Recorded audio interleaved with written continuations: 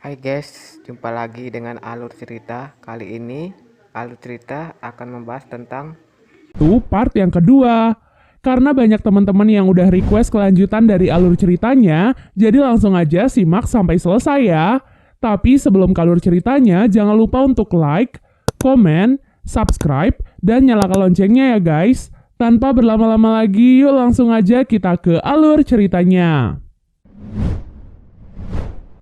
Part kedua kali ini dimulai dengan memperlihatkan keadaan para warga yang masih terjebak di dalam dinding. Para pasukan militer yang awalnya diperintahkan untuk berjaga di luar dinding, kali ini diperintahkan untuk mundur. Tindakan itu menunjukkan bahwa pihak luar dinding seperti sudah putus asa dengan keadaan dinding tersebut. Hal itu pun tentu memancing amarah para warga yang masih terjebak di dalam dinding. Setelah kejadian itu, satu persatu warga tiba-tiba sakit dengan gejala yang hampir sama. Para warga pun memadati rumah sakit untuk segera mendapatkan perawatan. Namun sayangnya dari pihak rumah sakit juga terlihat kewalahan karena mereka kekurangan tenaga medis dan juga kekurangan obat-obatan. Melihat hal itu, Jim pun meminta bantuan pada Alice yang merupakan seorang psikiater. Melihat banyaknya pasien, Alice pun langsung menduga bahwa para warga mengidap penyakit meningitis yang menular. Beruntungnya, ia dan beberapa orang yang sudah divaksin bisa menjadi relawan untuk membantu dokter. Namun untuk menghindari penularan, Alice tetap meminta Jim untuk menjaga pintu masuk rumah sakit agar tidak ada pasien yang bisa keluar. Sementara itu, karena persediaan obat yang semakin menipis, Jim dan Barbie pun memutuskan untuk pergi ke apotek terdekat untuk mengambil obat-obatan yang diperlukan. Sesampai di apotek, mereka pun sangat terkejut melihat keadaan apotek yang sangat kacau. Tak disangka, orang yang telah mengambil semua obat-obatan itu ternyata adalah Lester. Lester yang merupakan seorang pendeta percaya bahwa wabah penyakit yang diderita para warga adalah rencana Tuhan yang tidak boleh dilawan. Oleh sebab itu, ia dengan percaya diri membakar semua obat-obatan dari apotek. Beruntungnya Jim dan Barbie berhasil menghentikan tindakan gilanya. Mereka pun mengambil semua obat-obatan yang masih tersisa dan membawanya ke rumah sakit. Beruntungnya, berkat semua obat-obatan itu, Alice dan yang lainnya berhasil menangani para pasien dengan baik. Di sisi lain, terlihatlah Joe dan Nori yang sedang berada di sebuah ruangan. Seperti yang kita tahu, pada hari pertama datangnya dinding, Joe dan Nori sama-sama mengalami kejang-kejang dan mengucapkan kata-kata yang sama pula. Diduga mereka berdua akan mengalami kejang-kejang saat tangan mereka saling bersentuhan. Jadi untuk membuktikan hal itu, mereka pun memutuskan untuk merekam diri mereka saat kejang-kejang. Tak disangka begitu tangan mereka disentuhkan, Nori dan Joe kemudian kejang-kejang dan mengatakan hal yang sama pula, yaitu bintang merah muda berjatuhan secara bersamaan yang kemudian diakhiri dengan gestur seperti menutup mulut dari Joe. Setelah sadar dan melihat rekamannya, Joe dan Nori pun berpikir bahwa mereka mungkin ada kaitannya dengan dinding tersebut. Namun untuk saat ini mereka memilih untuk tidak memberitahu siapapun terlebih dahulu sebelum mereka yakin pada dugaan mereka. Sementara itu, keadaan di luar yang mulai membaik membuat Linda dan Jim melihat kerja keras Junior hari ini sebagai relawan. Untuk kerja kerasnya itu, Linda pun memberikan kesempatan kepada Junior untuk menjadi seorang polisi sama seperti dirinya. Di sisi lain, Angie terlihat masih disekap di ruangan bawah tanah. Ia pun mencoba berbagai cara untuk meminta pertolongan. Sampai akhirnya ia tidak sengaja merusak pipa air dan terjatuh pingsan.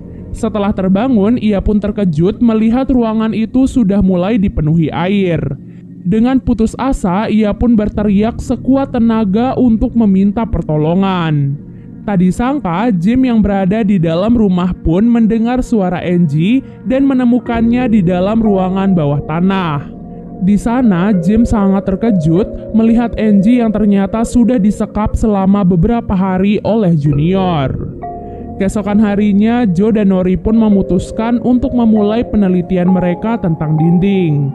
Ratusan kupu-kupu cantik pun menempel pada sisi luar dinding. Namun saat Barbie menyentuh sisi dinding itu, para kupu-kupu itu pun langsung kabur. Kemudian mereka pun melihat orang-orang di luar dinding yang berbondong-bondong datang. Rupanya orang-orang itu adalah keluarga dari para warga yang berada di dalam dinding. Kunjungan itu dilakukan agar para warga bisa melepas rindu dengan keluarga mereka yang ada di luar dinding.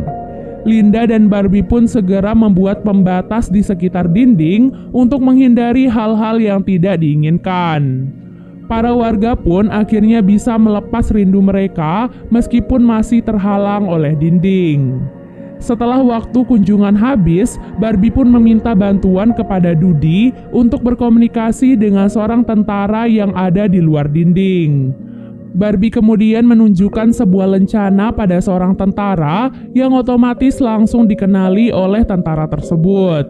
Barbie kemudian menanyakan beberapa hal pada tentara itu. Tentara itu pun berkata bahwa sesuatu yang besar akan segera terjadi. Tak disangka kunjungan para warga itu bukan dimaksudkan untuk melepaskan rindu, melainkan sebagai salam perpisahan kepada para warga yang ada di dalam dinding. Hari ini para pemerintah merencanakan untuk melemparkan misil atau bom ke arah dinding untuk menghancurkan dinding tersebut. Namun dampaknya semua warga yang ada di dalam dinding kemungkinan akan mati.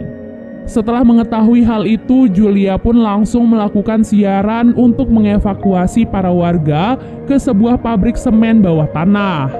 Karena hal itu pula, Jim pun segera pergi ke rumahnya untuk membebaskan Angie.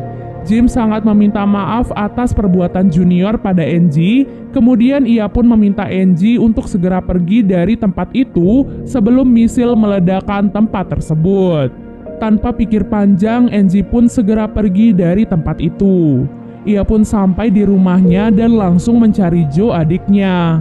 Namun sayangnya ia tak bisa menemukan Joe, melainkan malah menemukan Junior yang berada di sana. Saat itu Junior pun berkata kepada Angie bahwa ia ingin bersama Angie sebelum kubah itu nantinya diledakkan. Di waktu yang sama, para penduduk pun berhasil dievakuasi sebelum waktu ledakan tiba. Sementara Nori dan Joe yang masih menyelidiki dinding tak bisa pergi ke tempat evakuasi. Mereka pun akhirnya pasrah dan menunggu datangnya misil di sebuah kursi. Di detik-detik itulah para warga seperti pasrah menunggu kematian datang. Tak lama kemudian, tepat di jam 1:15 siang, misil itu pun dilemparkan ke arah dinding. Namun ajaibnya, misil berkekuatan penuh itu pun tak mampu menghancurkan dinding tersebut. Yang ada, misil itu malah menghancurkan sebagian besar wilayah di luar dinding. Beberapa orang yang melihat hal itu pun sangat terkejut ketika melihat kehancuran di luar dinding. Tak lama kemudian, Lester pun datang menghampiri Jim. Lester berkata kepada Jim bahwa ia telah bertobat kepada Tuhan atas semua dosa-dosanya. Dan kini ia meminta Jim untuk bertobat sama sepertinya. Karena jika tidak, maka ia mengancam akan membongkar semua kejahatan Jim pada publik.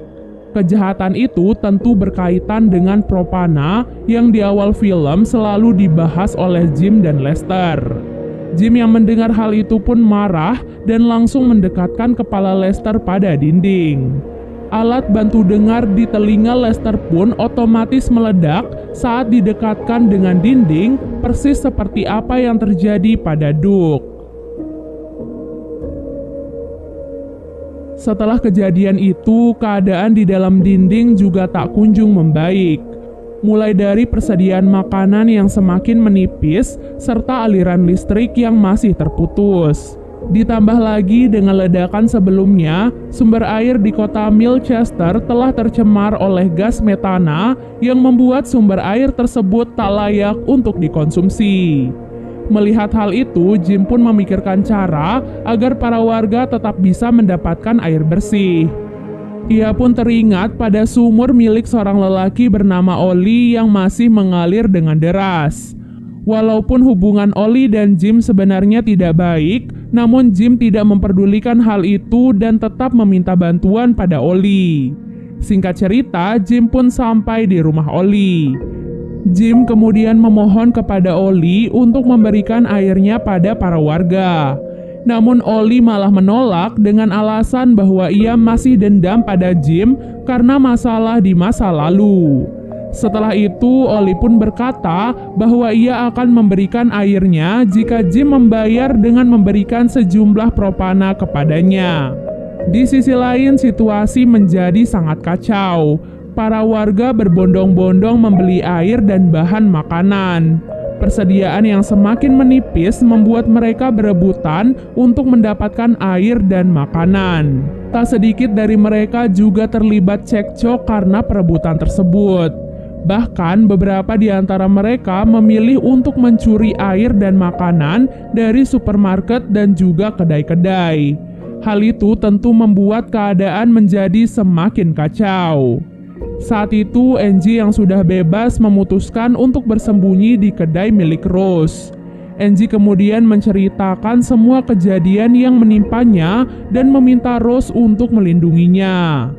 Tak lama kemudian, dua orang lelaki tiba-tiba datang ke kedai itu untuk mencuri makanan.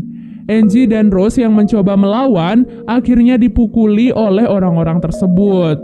Insiden itu kemudian membuat Rose akhirnya meninggal dunia, sementara Angie jatuh pingsan. Beruntungnya Barbie yang kebetulan lewat melihat keributan itu dan menghajar orang-orang tersebut. Meskipun sayangnya orang-orang itu berhasil lolos dari Barbie. Barbie kemudian membawa Angie keluar dari kedai itu dan berniat untuk membawanya ke klinik terdekat. Di tengah semua kekacauan itu, hujan tiba-tiba turun di kota Milchester. Datangnya hujan tentu membuat para warga senang tak terkira. Mereka tak menyangka bahwa di dalam dinding itu mereka bisa mendapatkan hujan. Dengan cepat, Jim pun meminta para warga untuk mengambil penampungan air mereka untuk persediaan air beberapa hari ke depan. Jim yang melihat Angie dalam keadaan pingsan kemudian menawarkan diri untuk mengantarkan Angie ke rumah sakit dengan mobilnya. Sementara itu, Julia yang sampai di kantor siaran kemudian bertemu dengan Phil dan Dudi. Dudi menunjukkan sebuah alat yang ia buat untuk mendeteksi sumber atau sinyal misterius dari dinding tersebut. Ia yakin bahwa dinding itu pasti memiliki satu titik pengendali yang kemungkinan besar berada di dalam dinding. Alhasil, Dudi dan Julia pun memutuskan untuk mencari titik tersebut dengan bantuan alat dari Dudi. Tak disangka setelah menelusuri beberapa tempat, Julia dan Dudi pun terkejut karena titik sumber yang mereka cari ternyata mengarah pada Joe dan Nori. Dengan terpaksa, Joe dan Nori pun menceritakan semuanya pada Julia dan Dudi. Pernyataan mereka juga diperkuat dengan adanya rekaman video yang mereka miliki saat mereka sedang kejang-kejang. Di saat hujan turun, mereka dapat melihat bahwa di luar dinding tidak terjadi hujan. Hal itu tentu membuat mereka beranggapan bahwa cuaca di dalam dan di luar dinding kini telah berbeda. Tak lama kemudian, Joe dan Nori pun mencoba memegang dinding itu secara bersamaan. Tak disangka, sentuhan itu berhasil membuat aliran listrik di kota tiba-tiba aktif kembali. Julia dan Dudi yang melihat hal itu pun menduga bahwa Joe dan Nori kemungkinan besar terhubung dengan dinding tersebut. Di sisi lain, Angie pun sadar dan terbangun di rumah Jim. Di sana, Jim pun memohon kepada Angie untuk tidak menceritakan kepada siapapun perihal apa yang sudah dilakukan Junior terhadapnya. Sebaliknya, Jim berjanji bahwa ia akan melakukan apapun agar Junior tak bisa mengganggunya lagi. Sementara itu, di rumah Julia datanglah seorang wanita yang merupakan tetangga Julia bernama Harriet. Harriet yang sedang hamil meminta sebotol yogurt pada Julia. Setelah mendapatkan yogurt, Harriet pun pergi dari rumah Julia. Kemudian ia pun berhalusinasi melihat suaminya dan mendekati dinding tersebut. Saat menyentuh dinding itu, Harriet pun tiba-tiba merasakan sakit luar biasa pada perutnya.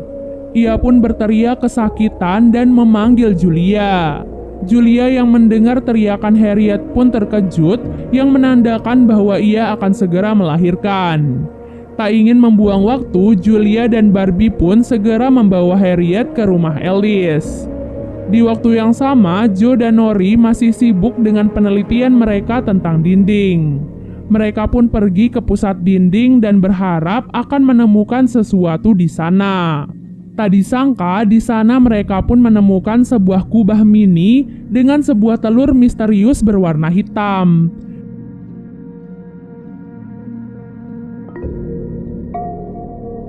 Joe dan Nori pun memegang kubah itu secara bersamaan, dan tiba-tiba Nori melihat ibunya berdiri sambil tersenyum. Hal itu pun membuat Nori khawatir dan segera pulang ke rumahnya. Sesampai di rumahnya, Nori sangat terkejut melihat ibunya yang sudah terkapar lemah. Setelah membantu persalinan Harriet, Alice ternyata tiba-tiba terkena serangan jantung dan akhirnya meninggal dunia. Hal itu pun membuat Nori teringat pada saat ia dan Joe melihat ibunya di dalam hutan. Ia pun berpikir bahwa mungkin saja tindakannya dan Joe sebelumnya yang menyebabkan ibunya terkena serangan jantung dan meninggal dunia. Sementara Julia malah berpikir bahwa lahirnya anak Harriet dan kematian Alice di hari yang sama menurutnya adalah hal yang cukup janggal. Setelah itu, Julia pun kembali menemui Joe dan menanyakan beberapa hal kepadanya. Joe kemudian menceritakan tentang kubah mini dan telur hitam yang ia lihat sebelumnya. Setelah mendengar hal itu, Julia pun langsung meminta Joe untuk mengantarkannya ke tempat kubah mini tersebut. Di waktu yang sama, Linda dan Barbie terlihat sedang mendiskusikan cara untuk mengalirkan air ke sumur-sumur lain yang sekarang telah kering. Mereka melihat bahwa sumur oli telah menyedot air dari sumur lain sehingga hanya sumurnya yang tidak kering. Alhasil, Linda dan Barbie pun berencana untuk meledakkan sumur oli agar bisa mengaliri sumur-sumur yang kering. Kembali kepada Julia dan Joe yang sudah tiba di tempat kubah mini. Mereka terlihat terkejut karena telur hitam yang Joe lihat kini telah berubah menjadi telur berwarna pink. Julia yang penasaran lantas mencoba memegang kubah tersebut. Kemudian ia pun melihat sosok Joe yang lain yang berkata raja akan dinobatkan. Joe yang mengetahui hal itu pun menjadi takut, mengingat sebelumnya saat Nori melihat ibunya, tak lama kemudian ibunya pun meninggal secara mendadak. Karena takut terjadi sesuatu, Julia pun langsung mengajak Joe untuk pergi dari sana. Pada malam harinya, operasi peledakan sumur pun dilakukan oleh Barbie. Para anak buah Oli yang berada di sana pun langsung kabur melihat ledakan di tempat tersebut. Sementara Linda, Jim, dan yang lainnya yang masih berada di luar menunggu kedatangan Oli. Dari arah belakang, Junior tiba-tiba memukuli ayahnya dan membawa ayahnya ke hadapan Oli. Di sana, Junior pun menanyakan beberapa hal tentang kematian ibunya pada Jim. Oli yang sudah terlanjur emosi karena kehancuran sumurnya, berniat untuk menembak Jim dengan pistolnya. Namun tiba-tiba Junior pun mengalihkan pistolnya dan malah menembak Oli. Junior berkata bahwa ia percaya kepada ayahnya dan tidak ingin mengkhianati ayahnya. Namun karena kejadian itu, Barbie tetap marah pada Jim. Karena rencananya itu telah merenggut beberapa nyawa. Padahal jika Jim mau melakukan rencana Barbie, maka tidak akan ada korban yang mati. Barbie kemudian berkata kepada Jim bahwa ia tahu kalau Jim selama ini hanya memainkan figur seorang dewan hanya untuk kepentingannya sendiri karena ingin mengendalikan semua warga dan kota Milchester. Semua itu tentu dilakukan agar ia dianggap sebagai pahlawan dan posisinya sebagai dewan tidak akan terancam. Dan part 2 pun akhirnya selesai. Dan jangan lupa nantikan part yang ketiga ya. Sampai jumpa, bye!